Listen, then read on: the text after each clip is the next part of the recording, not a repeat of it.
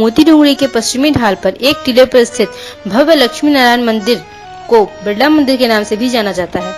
बिरला परिवार की ओर से देश भर में लक्ष्मी नारायण मंदिरों के निर्माण की श्रृंखला में से यह मंदिर भी शामिल है। विशाल परिसर में बने इस संगमरमर के भव्य मंदिर को भव्य निर्माण शैली अति विशिष्ट और मनमोहक है। अमीर अब जयपुर का उपनगर है, लेकिन शान शौकत जयपुर की बराबरी की है। यहाँ के महल, दुर्ग, जलाशय, प्राचीन मंदिर और पर्यटन से जुड़ी बहुत सी चीजें देशी विदेशी पर्यटकों का मन मोह लेती हैं। आमेर में आमेर किला, जयगढ़ फोर्ट, मावठा, सागर, परियों के बाग, आमेर घाटी, महाराजाओं की छतरी, पुरानी मंदिर की हवेलियां आदि मुख्य पर्यटक केंद्र हैं।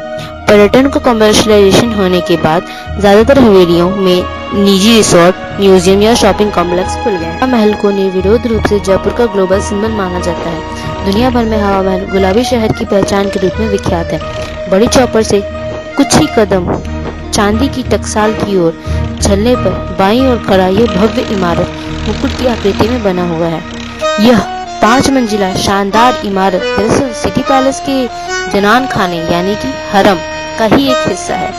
राज परिवार की महिलाओं के लिए बनाए गए इस महल की यह पृष्ठ दीवार है जो श्री डियोडी बाजार की ओर झांकती हुई है। एक लोकप्रिय विरासत है जो शहर के बीचों बीच स्थित है। यह शहर की शानदार इमारतों में से एक है। इस शानदार महल का निर्माण महाराजा सवाई जय सिंह माधो ने कराया था, जिन्होंने जयपुर की स्थापना की थी। महल में राजपूत शैली और मुगल शैली का वास्तुकला का एक सुंदर समामेलन है। महल के प्रवेश द्वार पर मुबारक महल यानी स्वागत महल बना हुआ है। इसका निर्माण भी महाराजा सवाई माधो सिंह ने 19वीं सदी में करवाया था, जिसका इस्तेमाल स्वागत क्षेत्र के रूप में किया जाता है। जयगढ़ किले को विजय किले के रूप में भी जाना जाता है। यह जयपुर के विख्यात पर्यटन स्थलों में से एक है जो शहर से 15 किलोमीटर की दूरी पर स्थित है। यह इंग्लिश के हिल पर आमेर किले से 400 फुट की ऊंचाई पर स्थित है। इस किले के 2 प्रवेश द्वार हैं, जिन्हें डूंगर दरवाजा और अवानी दरवाजा कहा जाता है, जो क्रमशः दक्षिण और पूर्वी दिशाओं पर बने हुए हैं। किले में स्थित सागर तालाब में पानी को इकट्ठा करने की भी उचित व्यवस्था है। किले का निर्माण सेना की सेवा के उद्देश्य से किया गया था, जिसकी दीवार लगभग 3 किलोमीटर के क्षेत्र में फैली हुई है। किले के शीर्ष पर एक विशाल तोप रखी है, जिसे जयवाहन कहा जाता है। जल महल जयपुर शहर से लगभग 8 किलोमीटर उत्तर में आमेर रोड पर जल महल स्थित है।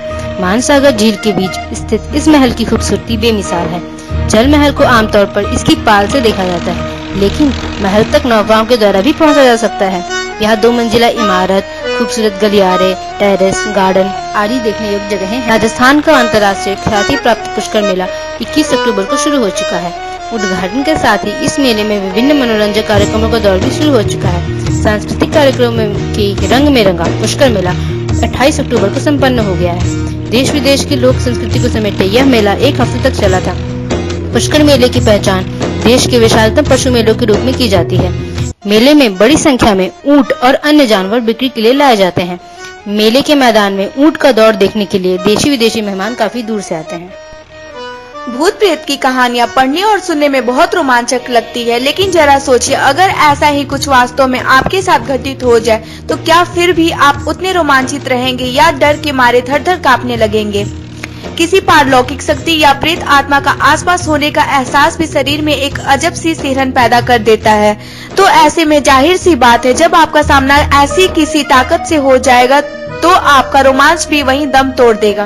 बाबा बालकनाथ का श्राप। तपस्वी बाबा बालकनाथ को राजी कर माधव सिंह नाम के राजा ने इस किले का निर्माण किया, लेकिन बाबा बालकनाथ ने राजा को पहले ही हिदायत दे दी थी कि जिस पल तुम्हारे महल की छाया मुझ पर या मेरी झोपड़ी पर पड़ी, उसी पल तुम्हारा राज और यह महल सब समाप्त हो जाएगा।